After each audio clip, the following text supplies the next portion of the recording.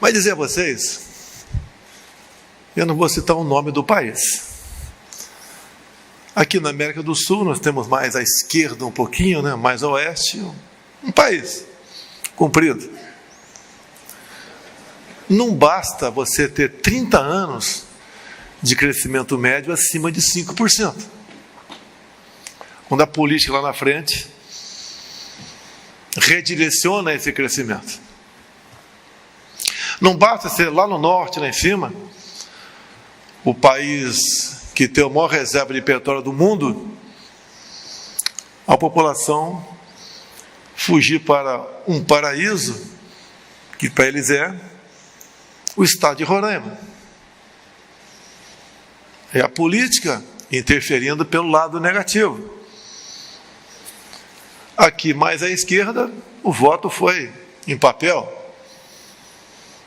Todos são escravos por as suas decisões.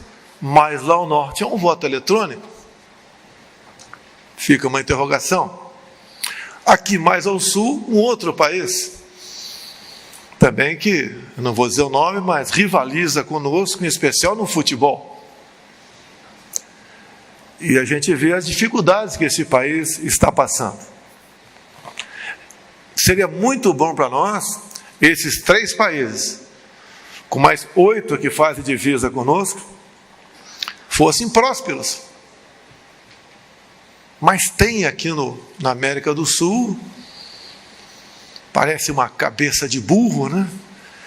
Que força a gente para o lado esquerdo. Se vocês fossem analisar o meu governo, não vou nem falar das condições como eu cheguei. Um milagre de Deus. Facada, um partido muito pequeno, era acusado de tudo. E vencemos. Queria que tivesse mais tempo para falar como vencemos.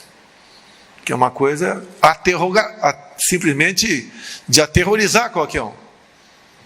Eu entendo que, Marco Feliciano, foi um momento que a mão de Deus se foi colocada sobre o Brasil. Tem gente melhor do que eu, tem milhares de pessoas melhores do que eu. Mas eleição para presidente em especial é um self-service. É o que tem na mesa. Não adianta pedir camarão se não tem camarão. Quero um cordeiro se não tem cordeiro. É o que está na mesa. E às vezes, estando na mesa, você vai ter que comer. Vamos escolher o melhor ou o menos ruim. E assim foi feito em 2018. Eu ganhei no primeiro turno. Mas não vou entrar em detalhe aqui. Assumimos o governo. Um outro milagre. Escolher ministros, eu escolhi meus ministros. Coisa que era feita por partidos políticos. E descobri que, além de partidos políticos, um outro poder também escolhia estatal. Como escolheu. E eu peço que vocês analisem o perfil dos 22 ministros titulares, agora tenho 23, e comparem com os demais.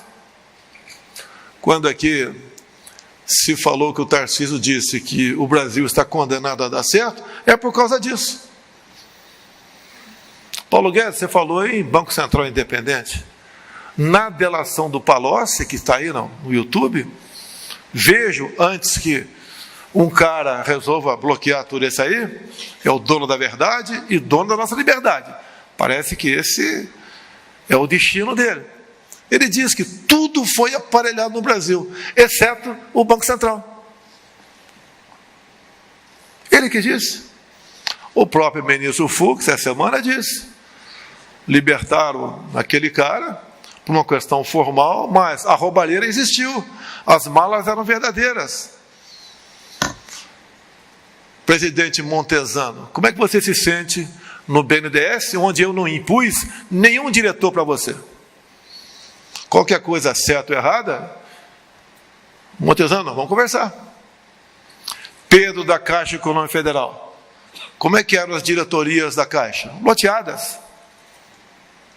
ido em Banco do Brasil, além do ministério, para achacar os ministérios estatais e bancos oficiais. Esse time não tinha como ganhar. E alguns querem voltar a isso daí. E o bojo desse problema todo tem algo mais importante que a própria vida de vocês, que é a liberdade. Não podemos admitir no Brasil que um presidente da Câmara, do Senado, do Brasil, do Supremo, ou alguns dos integrantes desses poderes tenham poder absoluto. Eu quero, eu não quero. Eu prendo, eu desmonetizo, eu processo, eu abro inquérito, que se exploda o Ministério Público. O que está em jogo? Eu acabei de citar, começando de um país mais a oeste, comprido. Até lá no norte da América, também a gente vê coisas esquisitas acontecendo. Vamos desarmar a população. Todas as ditaduras foram precedidas de desarmamento. O que nós vivemos no momento, bem disse o Paulo Guedes, um problema de inflação no mundo todo, combustíveis e alimentos. Quem mandou o povo ficar em casa, determinou, não fui eu tinha poder para fechar o Brasil todo. Uma decisão lamentável do Supremo Tribunal Federal. Tirou de mim a possibilidade de conduzir as questões da pandemia. Apenas dava dinheiro. Decisões que porventura eu tomasse, o Estado podia falar, não, eu não quero. Eu quero mais rígida. E o prefeito, por sua vez, eu quero mais rígida. E eu sempre falei, vamos combater o vírus e preservar empregos. E eu dou um exemplo claro para vocês. Eu fiz na minha parte. Quando as universidades fecharam, no Brasil todo, eu falei, a Academia Militar das Agulhas Negras, a Academia da Força Aérea, Escola Naval, não fecharão. Ah, se alguém morrer, o problema é meu, eu respondo. Ninguém morreu. Ser chefe de executivo é decidir. Às vezes você erra, mas você não pode errar constantemente. Talvez eu tenha sido o único chefe de Estado do mundo que foi contra o lockdown. Não poderia fazer valer isso. Porque eu sempre disse, tem uma passagem bíblica que fala, por falta de conhecimento meu povo pereceu. Eu não podia fazer valer a minha vontade. O povo ainda não entendia o que estava acontecendo. Hoje entende. Uma coisa esquisita, né? Os vacinados contraem vírus e morrem. Assim como morreu Aguinaldo Timóteo, entre tantas outras pessoas. Mas a gente não vai entrar nessa área. Mas isso afetou a economia brasileira. A guerra a 10 mil quilômetros de distância afeta também. Alguns querem que eu decida problemas mundo afora. Eu já estou cheio de problema aqui no Brasil. Se eu pudesse decretar paz no mundo todo, eu decretaria. Mas eu não posso, esse rompante, que é muito bom para aparecer na mídia, eu simplesmente botar no chão o nosso agronegócio.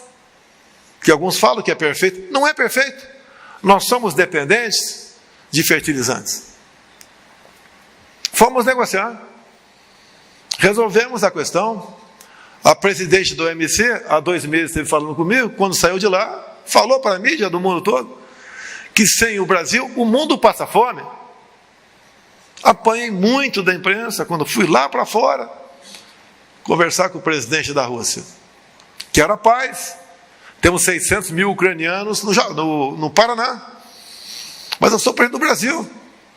Quando tive agora com o Joe Biden, teve uma bilateral ampliada, umas 20 pessoas, 10 de cada lado. Ele começou falando uma coisa que não era para ter segredo, né? Afinal de contas, umas 20 pessoas presentes. Queremos ajudar o Brasil a preservar a Amazônia, mas nós destruímos a América do Norte. Sinceridade. Eu não vou falar para ele, e a Califórnia já pegou fogo de novo? que quando pega fogo num pedaço do Pantanal, ou numa orla da região amazônica, o mundo cai na minha cabeça. Mas por que interesse isso aí? Por que o mundo cai na cabeça da gente? Interesse econômico. De um grande país da Europa, em especial, cujo presidente foi reeleito agora, que tem seus commodities, que quer evitar a concorrência, nos deixar sempre num canto, mas agora, com a guerra, com a Ucrânia exportando muito menos, e com a crise de gás chegando lá, a Europa toda começou a mudar a sua legislação ambiental. Não existe mais terra de repouso lá. Está se plantando em qualquer local. E os senhores, quando voam pela Europa, né, ou para os Estados Unidos, é só olhar para baixo. Quando vê um rio, não existe mata ciliar. Nós preservamos as nossas florestas. 2/3 aqui no Brasil está como na mesma forma quando Pedro Álvares Cabral chegou aqui. E quando Pedro Álvares Cabral chegou, já se cobiçava a Amazônia, antes do descobrimento. De quando é o Tratado de Tordesilhas? 1494. O que ele botava a oeste, se não a região amazônica? Coincidência? Ou não? Não sei. Mas é uma região fantástica, que por 2 vezes se discutiu a sua soberania relativizada. O Bretiput falou que não aceitava discutir aquilo, ele tinha poder de veto, e cabia ao Brasil. Alguns falam, que lado você está? Eu estou do lado do Brasil. Então, a economia é muito importante. Tem uma pessoa competente como Paulo Guedes, à frente dessa equipe, que furou a pandemia e fez com que entre 2020 e 2021 nós tivéssemos um saldo de 3 milhões de novos empregos. Enquanto que lá em 2014, 2015, sem pandemia, tivemos uma perda de 3 milhões de empregos. Compare hoje, ministro Saxida, você trabalhou enquanto estava lá com o Paulo Guedes. Quanto tempo você leva para abrir uma empresa no Brasil? Menos de 2 dias. Veja no final do governo Temer, governo Dilma, Lula e FHC. Quantos dias demoraram para abrir uma empresa? Até 200 dias lá atrás. Por que isso? Não havia interesse em ajudar. O prazer de muitos políticos é que vocês dependam da gente. Vem aqui no meu pé, vem rastejar, eu vou ver se te atendo. E depois leva para uma salinha escura ainda. Que era muito comum acontecer em governos anteriores. E não acontece agora. Da nossa parte, pela equipe econômica em especial, a gente não quer conversar com vocês. Porque vocês só querem conversar conosco, não tem problemas. E nós não queremos criar problema para vocês. Não queremos criar dificuldade para vender facilidade. 3 anos e pouco sem corrupção, isso não é algo que a gente possa falar como virtude, isso é obrigação. Se aparecer, a gente corre atrás. Vamos ajudar a desvendar esse problema, ver se o respectivo ministro, o secretário, ou seja quem for, errou. E se errou, vai pagar a sua conta. Aqui é diferente. Por que isso daí? Pela qualidade dos ministros. Compare Paulo Guedes com o presidiário que o antecedeu. Compare o Tarcísio com outro também que puxou uma cana. Compare o Marcos Pontes com outro que não sabia a diferença de gravidade para gravidez. E vai fazendo isso. Comparem a Damares com a Maria do Rosário.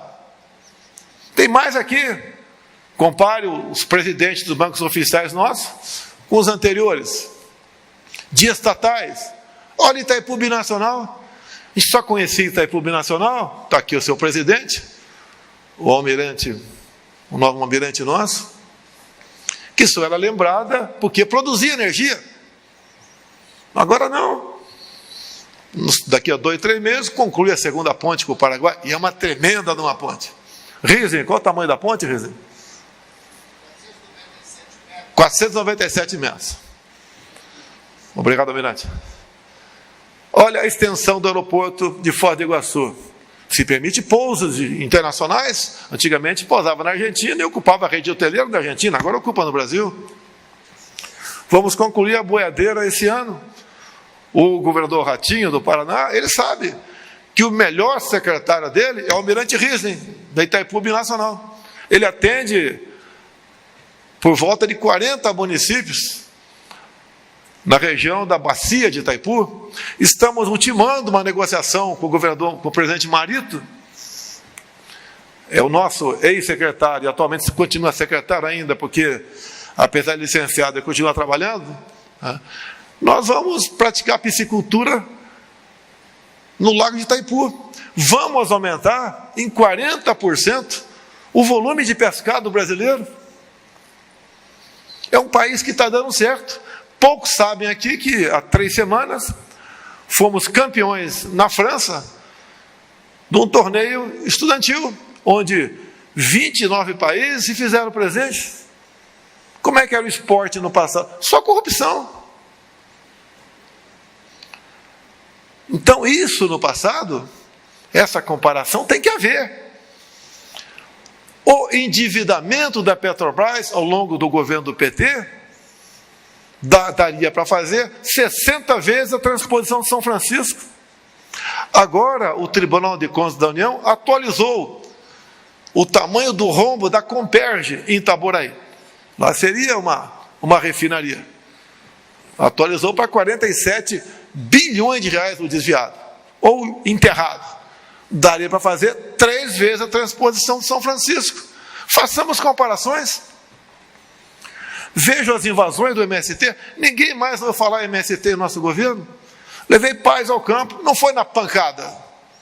Demos título definitivo ou provisório para 350 mil assentados. Pretendemos chegar a 400 mil no corrente ano. Paulo Guedes está arranjando um dinheirinho a mais lá para o Ministério da Agricultura. Tá? E dessa forma nós vamos solucionando problemas. No começo, procurei ali o Salles, ministro da Meio Ambiente. Salles, a multagem no campo é um absurdo. Daí se descobre que a multa vai para o próprio IBAMA. Então, metiam a caneta à vontade. Bem, o Salles se virou, diminuímos em mais de 80% a multagem no campo. Também a proteção nossa, pessoal, conseguimos com o parlamento a posse estendida da arma de fogo. Hoje o fazendeiro monta teu cavalo, teu jipe, o teu trator, né? Bota a arma na cintura e anda em todo o perímetro da sua propriedade.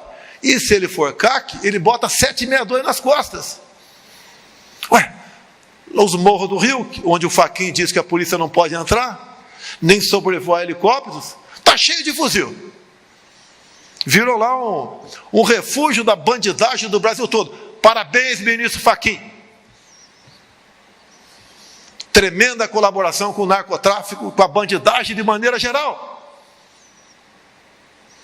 Olha, isso é mentira? Isso é fake news ou é verdade? Não podemos criticar decisões dele. Por que não? O que eles pensam que são?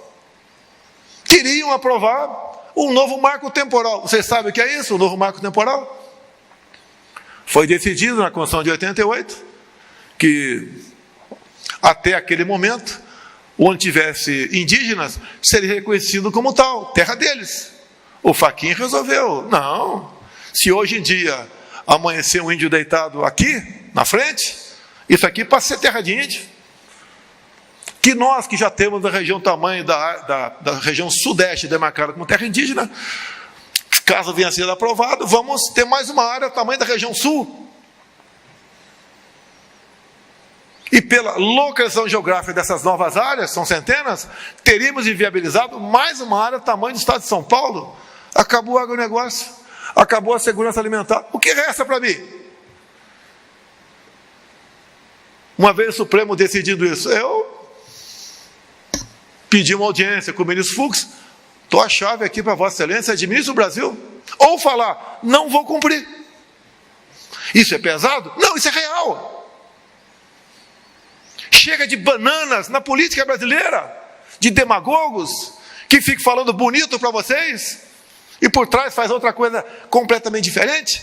Ou vocês acham que a minha vida é um mar de rosas? Até a esposa processada porque apareceu à noite falando sobre o dia das mães. O que alguns querem no Brasil? Sabemos que muita gente pode muito, mas ninguém pode tudo. Por quê? Quem duvidar do semieletrônico, o candidato vai ter o registro cassado e preso. Eu sou obrigado a confiar? Eu posso apresentar falhas? Eu posso dizer como foi a eleição de 2014, que no meu entendimento técnico o Aécio ganhou? Eu, técnico, com a documentação que eu tenho do próprio TSE, falar que eu ganhei no primeiro turno, não posso falar isso? Vão caçar meu registro? Aqui não tem ninguém mais homem do que outro aqui no Brasil. Somos cidadãos, queremos a paz, prosperidade, tranquilidade. Mais exemplo de outro país mais aqui à esquerda, estava muito bem a sua economia. Ninguém esperava que fosse acontecer o que está acontecendo. E o Brasil vai pelo mesmo caminho ou não? É justo, meus senhores, o ministro Fachin, o que tirou o Lula da cadeia, está à frente do processo eleitoral? É justo ele se reunir há 10 dias com 70 embaixadores? Temos uns 15 aqui. É justo o ministro Fachin reunir com 70 embaixadores e falar para eles de forma indireta que eu estou solapando a democracia no Brasil. E quando aparecer o retrato do final da apuração no primeiro turno, peçam que seus respectivos chefes de Estado reconheçam imediatamente o resultado das eleições. O cara não sai na rua nem para tomar uma pinga no botequim. E a pesquisa, o Datafolha, é que vai validar o nome de quem vai ser votado. Eu sou no tempo que ganhava a eleição que tinha voto dentro da urna, e não amigo contando na sala cofre. Eu estou com medo de eleição? Nenhum medo de eleição. Sou democrata, prezo pela liberdade e quero a coisa certa. Nós estamos falando antes. Por que o ministro Barroso, o ano passado, vai para dentro da Câmara dos Deputados, se reúne com 11 líderes partidários, e no dia seguinte, a composição dos integrantes da comissão especial que analisava o voto impresso muda os seus representantes? E daí perdemos na comissão. Foi para plenário, ganhamos, mas não tivemos 308 votos. Interferência. Se fazem tudo isso, vocês querem mais sinais do que pode acontecer no Brasil? Convido as Forças Armadas a integrar uma comissão de transparência eleitoral. As Forças Armadas descobrem mais de 500 vulnerabilidades. Vocês imaginaram? 500 vulnerabilidades? Apresento uma dezena de sugestões. Bem, daí o TSE não quer mais conversa. Eleições são para forças desarmadas? Convidaram para quê? Para a gente fazer papel de fazer moldura? Daí convidam um ex-ministro da Defesa para tentar enquadrar a nossa comissão. Ele não aceitou. O que nós queremos? Alguém acha que o outro lado, que você já conhece, ao longo não de 8, mas de 14 anos, voltar, onde ele diz que vai desfazer aquela reforma da CLT do governo Temer, diz que vai valorizar o MST, diz que o BNDES vai continuar emprestando para a Venezuela, para Cuba, entre tantas outras ditaduras pelo mundo, diz que vai desarmar o cidadão de bem, diz que vai relativizar a propriedade privada, fala abertamente na liberação do aborto como se fosse a extração de um dente.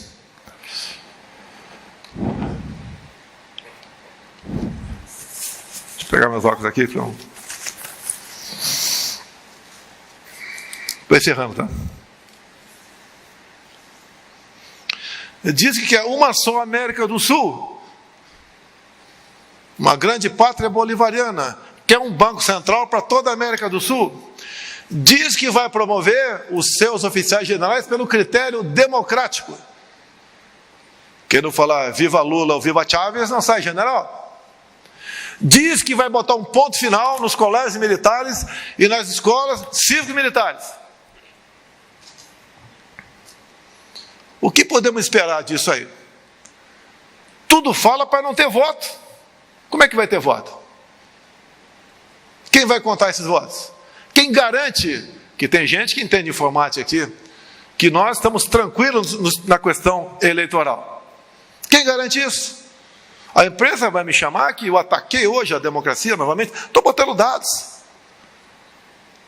Já chega empresário de fora do Brasil que diz só vai realmente concretizar seus negócios do Brasil depois das eleições, que não sabe o que vai acontecer em outubro. Nós temos um governo hoje em dia, que vocês podem não concordar, mas que acredita em Deus. Se alguém não acredita, não tem problema, é um direito seu. Um governo que respeita as suas Forças Armadas e seus policiais. Um governo que respeita a família brasileira. Um governo que não quer ideologia de gênero, que não quer que os filhos nossos ou netos de 6 anos de idade sejam sexualizados em sala de aula.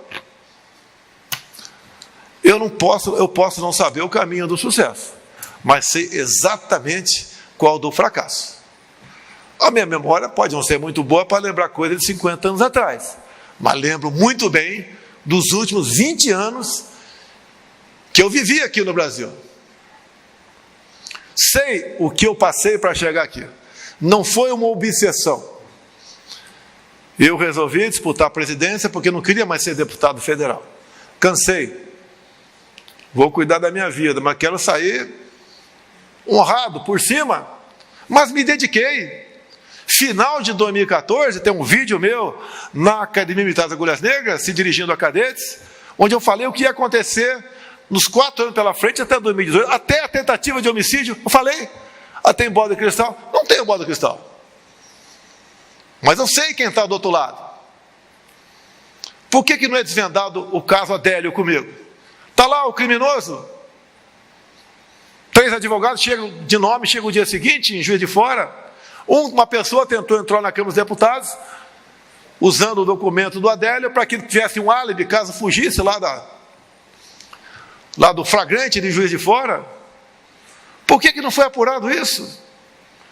Qual a interferência fizeram em cima de quem estava apurando? A mesma coisa, qual a interferência fizeram em cima do decreto da PF de novembro de 2018, que começou a apurar o que seria a fraude nas eleições daquele ano, que não fechou ainda esse inquérito?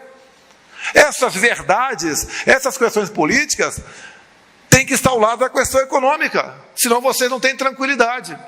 Por que temos aqui 15 embaixadores aqui? Que o que está sobrando no mundo é o Brasil.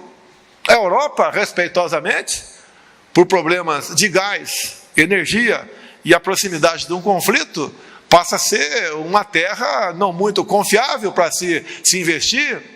Sobrou quem? O Brasil. Nós garantimos a nossa segurança alimentar e alimentamos mais de 1 bilhão de pessoas pelo mundo. Como disse o Paulo Guedes, começou a entrar na outra área, já está saindo da prancheta 50 Itaipus na costa do Nordeste, eólica offshore. Ou seja, ninguém tem o que nós temos. Em vários outros países do mundo tem vendavais, fica mais complicado esse tipo de captação de energia. Nós não temos esse problema. O Brasil é um país fantástico, fantástico. Ninguém tem o que nós temos. O que falta para nós? É tratar a política com responsabilidade. Não adianta você estar bem se o Brasil está pegando fogo. Esse Brasil é a nossa terra. Outro dia um colega falou, se der problema eu vou para tal país, né, que todo mundo fala. Lá também não está boas as coisas não. Nosso país é esse aqui. Temos que ficar aqui nesse país. E não podemos dissociar a economia da política. Não tinha nada para estar aqui. Nem leva um jeito. Nasci para ser militar, fiquei por 15 anos no Exército Brasileiro. Entrei na política meio por acaso. Passei 28 anos dentro da Câmara, nenhum problema. Os processos que respondi lá, todos por ocupar a tribuna. e não outros tipos de acusação, seja ela quais forem. Eu acredito, por favor, podem discordar, que Deus botou a mão sobre o Brasil. Nos deu uma chance de abrir os olhos e falar o que nós queremos. De todo mundo se conscientizar que temos que jogar dentro das 4 linhas da Constituição. E quem estiver jogando fora, e tem, naquela praça dos 3 poderes, tem que vir para dentro das 4 linhas. O normal era um chefe de executivo conspirar para permanecer no poder, e não o contrário. Uma nota do Ministério da Defesa, são 23 itens, vale a pena ler, e termina dizendo que é temerário concluirmos um processo eleitoral sob o manto da desconfiança. Eleições são questões de segurança nacional. Olha a diferença. Quem esperava isso de um militar um dia? Enquanto que o outro lado, que devia dar o exemplo no cumprimento da Constituição, faz exatamente o contrário, com ameaças. A minha posição do governador, prefeito, é tomar decisões, não é acompanhar a manada. E as decisões não são fáceis. E eu termino dizendo apenas uma coisa ao senhor. Lá atrás, Salomão pediu sabedoria para Deus. Mais do que isso, eu peço força para resistir e coragem para decidir. Muito obrigado a todos vocês.